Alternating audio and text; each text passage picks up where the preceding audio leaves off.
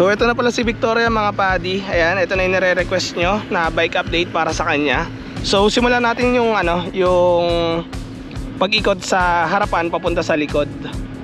So unahin natin tong itong R1 na visor. Ayan. Mas malapad siya sa stock na visor. Kita-kita nyo naman, tas mas maganda tong screen na to, lalo na pag nag-tuck in ka. Ayan ito yung view nyo. So ayan yung itsura nya, mukhang R1 talaga dahil sa visor mga padi. Pero may isa pang available kay Gaspoholic niyan, yung pang BMW. Maganda rin yun. Tapos nilagang ko ng candy blue na lining dito. Ayan, kung makikita nyo rin. So shoutout kay Lobog Wanlaw, kay Nico. Ayan, mas pina-aggressive lalo yung itsura ni Victoria. Tapos sila rin nag-sticker na itong headlight ko mga padi. Ayan, kaya blind mode na. Ayan, mura lang naman yan dahil decals lang yan. So ayun, di ko rin siya tinatanggal dahil pinanta-track day ko siya. Tapos eto, naglagay tayo ng all-ins na na sticker magkabila. Ayan, pagpasensya nyo na yung bike padi, madumi, galing Tagaytay pa to.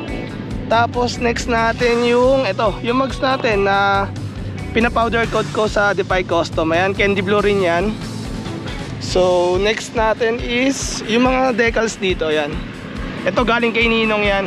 Ayan, yung 450 SR magkabila din mga padi. Tapos ito, pinastikiran ko rin kila Nico. Ayan, tapos pinapalitan ko na rin yung logo ni Victoria mga padi. Ayan 450 SR na nalalapit sa ng R1, logo ng R1 talaga. Ayan, magkabila din. Ayan mga padi. Tapos may mga ibang sticker dito. Ayan, sa Word tsaka sa makina. Ayan. Tapos may Lego ako na sticker dito. Sa Shopee lang yan mga padi, murang mura. Around 48 pesos lang yata kung di ako nagkakamali. Tapos next na update natin mga padi is ito, yung levers natin na galing kay Shera. Ayan, foldable mga padi. So papa-powder coat rin natin to dahil hindi natin yung trip yung kulay na ginawa ni AJ. Yan, tatanggalin rin natin yan. Tapos ito rin mga padi sa brake lever sa harapan na yan, foldable din. Ayun diba, murang mura ko lang na-score sa kanya yan, kaya shoutout sa'yo boss AJ. Tapos ano pa ba, ito yung bolt dito na yayamanin. Tapos naglagay rin tayo ng blind spot na mirror dito. Ayan, kitang kita nyo naman, mura lang rin to sa Shopee mga padi. Tapos ito yung sec na natin, keychain. So shoutout sa sec. Tapos ito galing kay Sir Ash, itong sticker na key ignition cover. Ayan, naka carbon fiber na twill pattern. Tapos ito si Domokun na brake fluid reservoir socks. Ayan, so ayan, sobrang dumi na rin. Tapos next natin mga padi, ito yung mga mount natin sa sa action cam natin. Ayan dyan. So naiikot-ikot naman niya kung saan ko gusto. Tapos nalalak rin siya. Tapos ito, yung dito sa visor, para may iba't ibang POV tayo. Tapos next natin ito, lining rin ng ng pang R1M. Ayan. Tapos ayan, shoutout sa nagbigay ng DTF sticker na si Ninong. Ayan, BN Ramos, shoutout sa iyo Ninong.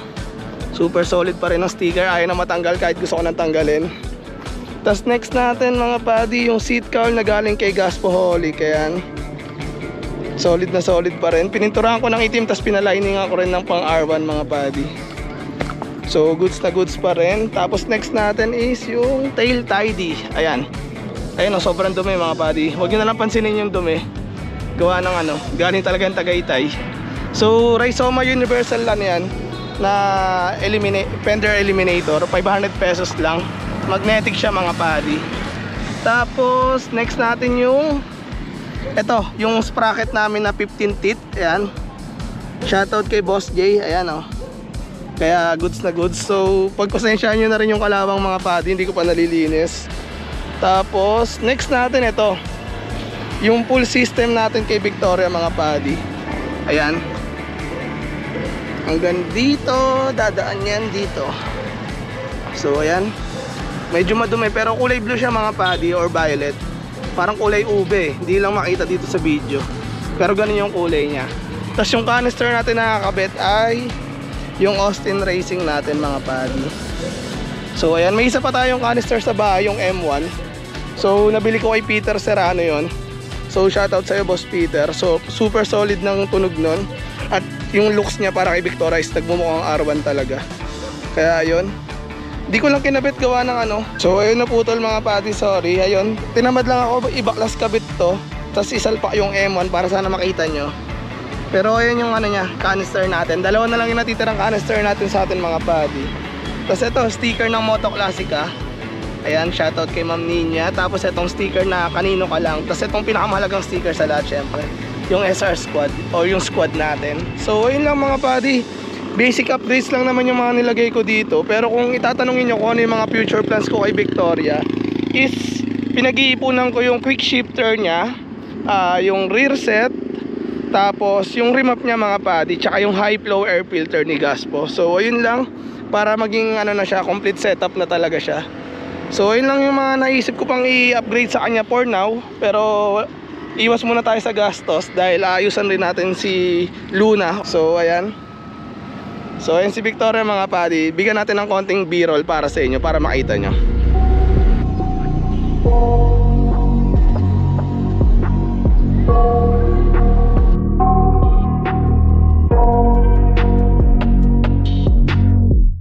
I got nightmares in my head, I fear that the thoughts build up until I can't hear, that my mind fills up into a creature, and it haunts me somewhere much deeper. Anxiety, filling up every space, no privacy, and silently, it could build and build until you finally see, whoa, it's taking over, damn no closure, moving closer. No exposure, I just wanna be a loner. Some can't stay sober, looking over all their shoulders, like moving boulders just to get out of the home. It sucks, I've had enough, I don't wanna. Recording na ba tayo? So ayan, recording na mga padi. Sana naman na ano, nabigyan ko kayo ng tamang bike update. So tara, sound checkin natin bago tayo malis dito mga padi.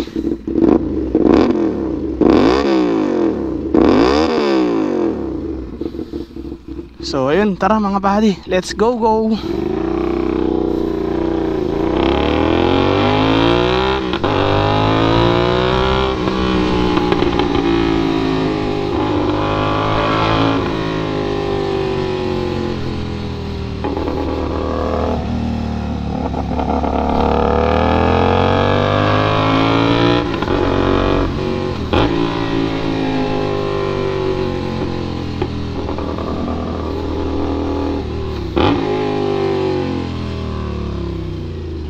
Sarap. So yun mga padi, may nakalimutan pa pala ako sa inyo.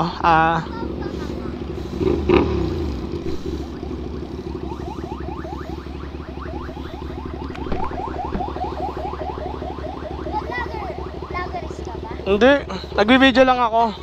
Eto yan, konti lang yan, okay na yan.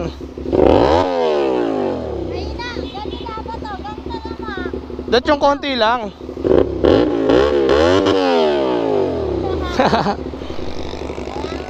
Bye bye. Pag may cellphone kayo to, follow nyo. Pag may cellphone kayo sa TikTok o sa YouTube, yan o. Ito, makikita nyo tong video na to sa YouTube. Ito, Ride with Rai. Tignan nyo na lang sa YouTube ha. Ayan.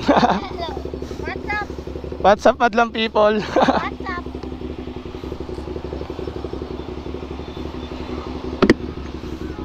Ang cute ng mga bata na to.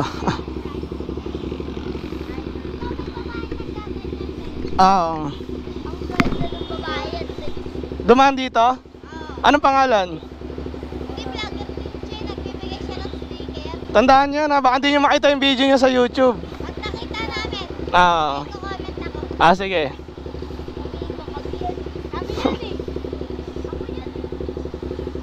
Ang cute nila.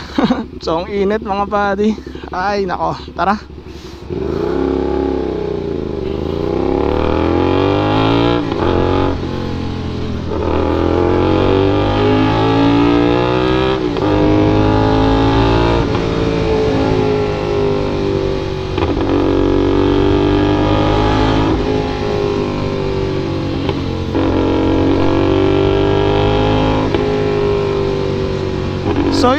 pati yung sasabihin ko pala sa inyo is ano, kung napapansin nyo yung handlebar natin, ayan oh, medyo nakaganon siya, di ba?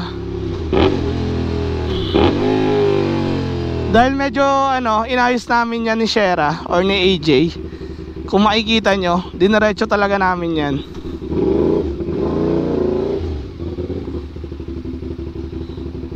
Ayan, tapos nakadrop yan mga padi, mga below, di ko alam kung sukat yan, basta nakadrop yan.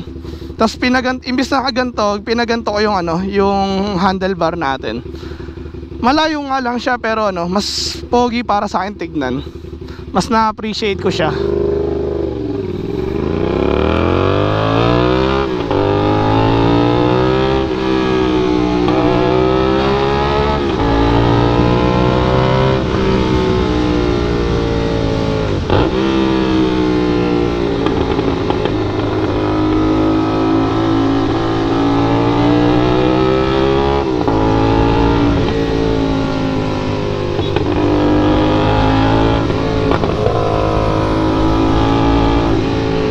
So yun lang mga padi, sana nailatag ko sa inyo ng maayos.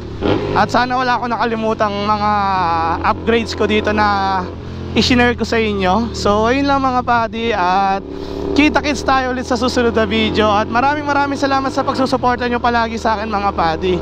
At kita-kits tayo sa daan mga padi. Babush and ciao mga padi.